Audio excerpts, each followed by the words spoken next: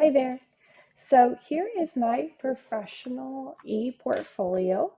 My name is Eric and I'm just going to kind of walk you through my ePortfolio.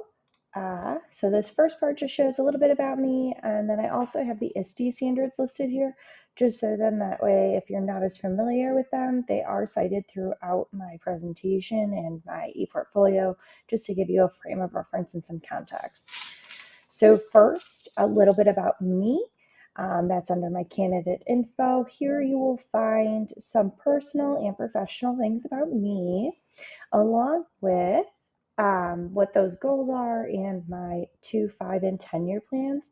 The one I would like to highlight is that in the next 5 years, I would like to maybe take on the role of an instructional coach, just so I can help other teachers at my school or at whatever school I end up at. And I would like the ability, though, to make sure that I can still teach students, since that's the part I love to do about my job. So under this page, we have 3 sections: my teaching philosophy, leadership philosophy, along with my resume. So first, looking at my technology philosophy, I view my role as an educator is just to really drive that progress to make sure that technology is accessible, equitable, and beneficial. And that'll just help in creating a culture in my classroom that focuses on collaboration, inclusivity, and supports both teachers and students um, to make sure that they're using technology both ethically and safely. And if we look at my leadership philosophy, so this year I'm taking on the role of a geometry level leader for the first time. And in this role, I'm going to strive to model and embody good leadership qualities such as respect, adaptability, perseverance, honesty, integrity. And I really want to support my teachers so that the way they can have that same level of confidence going into their classrooms. So under my activity evidence, we have a lot of different things. So the first part is my professional development plan. So in this professional development plan, I've created for both our middle school and high school teachers at District 158. And this is going to be for the upcoming 24-25 school year. And it's really going to focus on how to enhance math instruction with using dynamic teaching software and tools. So if you click through here, you can see how I have everything laid out. But when I first really created this plan, I knew that there were main themes that I really wanted to focus on, and those would be free math software, flipped classroom techniques, formative and feedback tools, as well as online collaboration tools. So as I went and started creating this plan, I started to really think about it in a cyclical format, where first the teachers are introduced to the tool or resource, then they're given the opportunity to go play with that tool in their classroom, and then come back and follow up with their fellow teachers in the professional learning community, just so that way they could have a really open and honest conversation about how it went. And then finally, I wanted to provide teachers with a space for them to reflect on how that implementation tool went. So my main goal would be to get most of those done during that first semester in that cyclical format. And then more of second semester would focus on the actual implementation on a more consistent basis, but providing teachers with mentorship from myself, as well as instructional coaches and the department chair.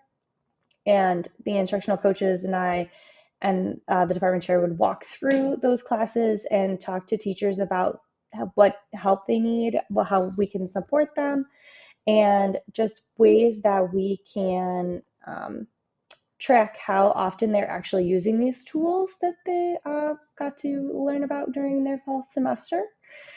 And then again, putting that space for overall reflection of how things went. And I really want teachers to share like how I could have, or the instructional coaches could have made this process even better, because by providing math teachers at the middle school and high school with this type of training for really meaningful technology integration, this would really help with our students becoming more engaged learners in their classrooms instead of just sitting back and watching. So the next piece here are my professional face-to-face training videos, where this first one really goes through with students on the Desmos online graphing calculator of like how to use it, what are some pros, cons, that kind of thing. And then these next two are mainly meant for teachers, where the first one focuses on how to use Google Sites and creating that, along with a link to my classroom that I used last year for my Algebra 2 class, and then how to really integrate various classroom situations with Magic School AI. It's a really fun tool, and it is hyperlinked here as well to take you directly to that website. And then through these professional training videos, I also had those presentations. So I have them linked here as well. So then that way, we can click through and you can see the highlights of those things. There are also hyperlinks built into these presentations just for the ease and accessibility for those of you that are watching. Continuing here, we have my article summaries where I went through and reviewed 3 different research peer-reviewed articles, all that are relating to integrating technology into the classroom.